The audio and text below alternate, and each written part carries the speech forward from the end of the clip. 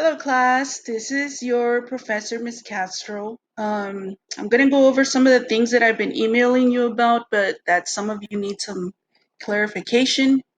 So all of the things that you need to do well on this speech, you already know because it's basically an information speech.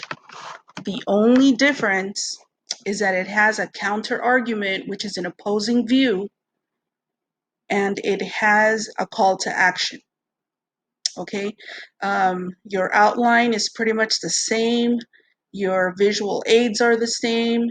The only thing you're adding is a little bit more to your research because you need one source for your counter argument for your opposing view. And you also need an interview. Okay, so let's start with going to the announcements. In the announcements,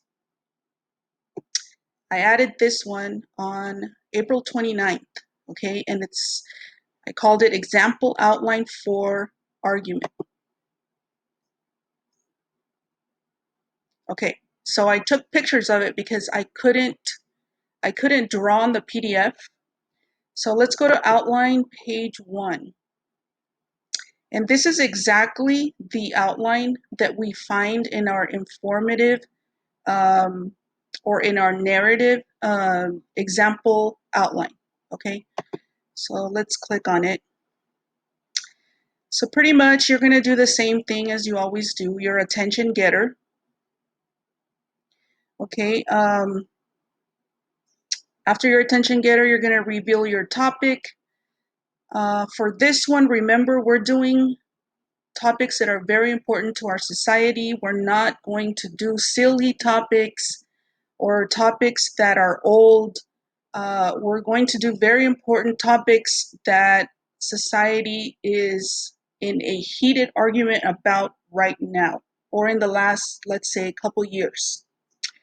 I've talked to many of you about your topics, and you guys are on point with your topic, so you're good. Okay, so here where you reveal your topic, I don't want you to give me a dictionary meaning of your topic. You already know that. Okay, I don't like it when people tell me, according to Merriam-Webster, according to Wikipedia. No, that tells me that you don't understand your topic. Okay, I need you to do a lot of reading and discuss the problem and its importance in our society in your own words. Okay, make it impactful, make it dramatic, make it sound like it's something that your fellow classmates and your school needs to know about. Okay, where it says establish credibility, we know that that means that we're going to tell our audience how much research we've done. So you could say something like, for the past 4 weeks, I've been ardently researching these topics and discussing it with people and interviewing experts. Okay. Now your preview, you know that it's your thesis. Okay, for your thesis, you're going to put your counter argument first, or you can put it last. I don't care where you put it, okay? But it has to be in your thesis statement. You're going to put your counter argument, which is the opposing view. Then you're going to put your argument. And then you're going to add your 3 claims, okay? If you need an example of this, I believe I gave you guys an example. Let's make sure that I gave it to you. I know I did because I even color-coded it. So let me see if I can find it.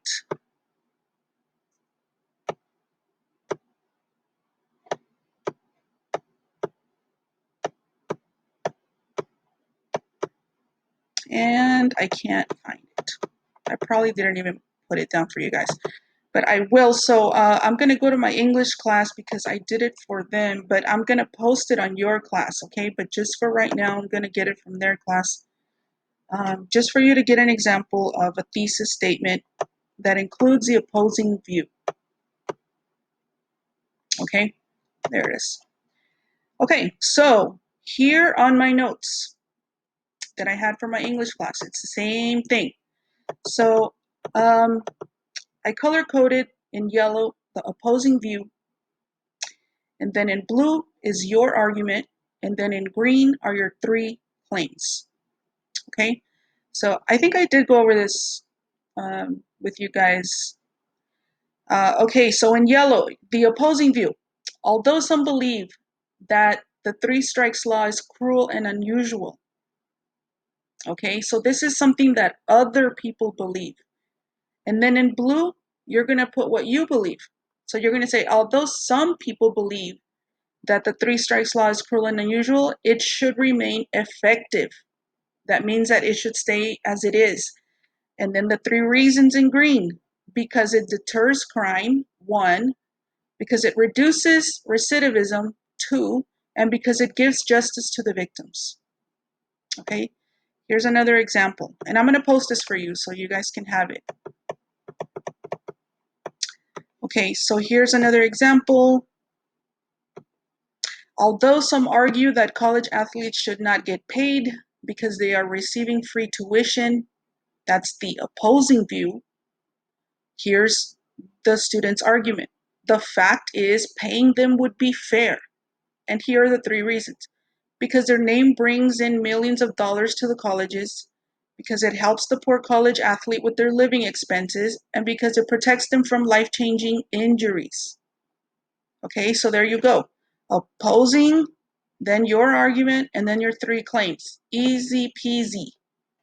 Okay, and there's even a third one there. Okay, anyways, I'm going to post this on your class. So let's go back to our class. Okay, so after your thesis, you're going to use a transition to concede. I gave you guys a list of transitions on the first day of class. If you don't have it, then just look up transitional phrases on the internet and look for a transition to concede. And that's when you're going to present. Remember, I want your speech to go in the same order of your thesis. So your first one here is your counter argument. So you're going to start with your counter argument. Okay? You're going to add 1 source of evidence. You can use more. So here you're going to give the opposing view some credit. You're going to say, it's not all bad. They have some valid points. You're going to name 1 or 2 of them. Don't go overboard because you don't want people to go that way. You want them to go with your argument. And then you're going to make it valid by providing evidence. That means that you're going to quote someone. Okay? If we go to our modules, I have explained, well, actually, you guys already know because you guys are awesome. But if you go to your modules on module 4, actually, you guys, I just went over everything I have on module 4 and everything I have on all the modules, and everything you could possibly need is right here except for the thesis notes. Okay, but here it is, citing evidence orally. Open that and it's going to tell you how to, according to this person, according to, you guys already know, but it's there for you. Okay, so after that, you're going to transition now to your argument. So you're going to say, even though those are valid points, let me tell you why my argument is better, or however you want to say it. Okay, so let's go back to the other picture.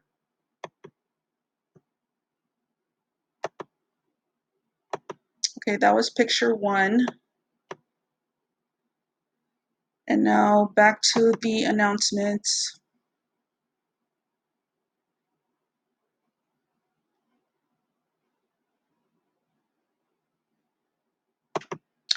Okay, and right here, example. Okay, so outline page 2, it's another picture. And this is the same exact outline that we have on your modules. You guys know it well. I've always told you that this is just, An example, you guys can be creative with your outline as long as you have the main things like transitions and main points and subpoints. Okay, here the only difference again is in your conclusion. In your conclusion, you know how you repeat your thesis? You say, you know, I have spoken to you about this, this, and that. You're also going to include your counter argument.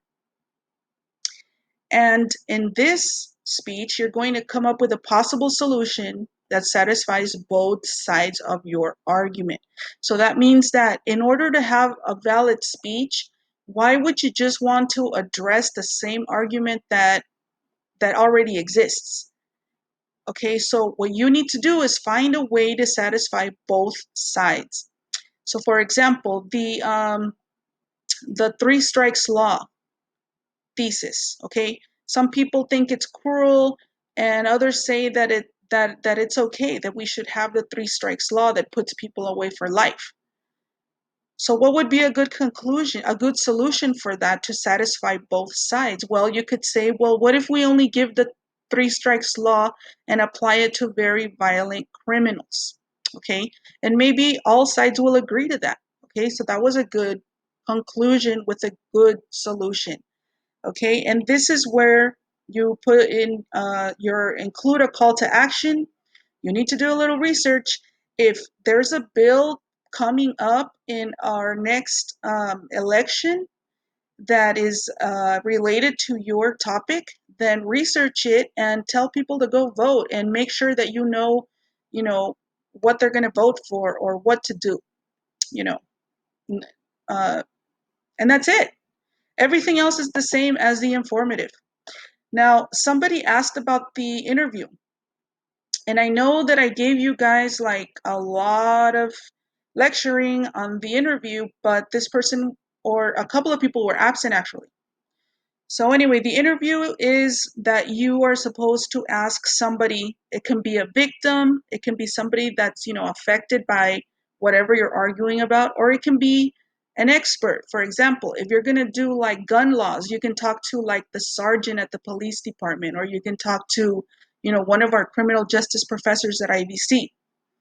Somebody that's considered an expert is somebody who has degrees or like a lot of experience in the field. Okay, you can also ask other students.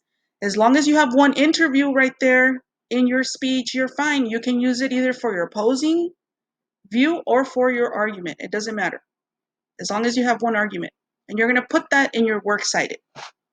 And I explained to you guys how to do that in your works cited.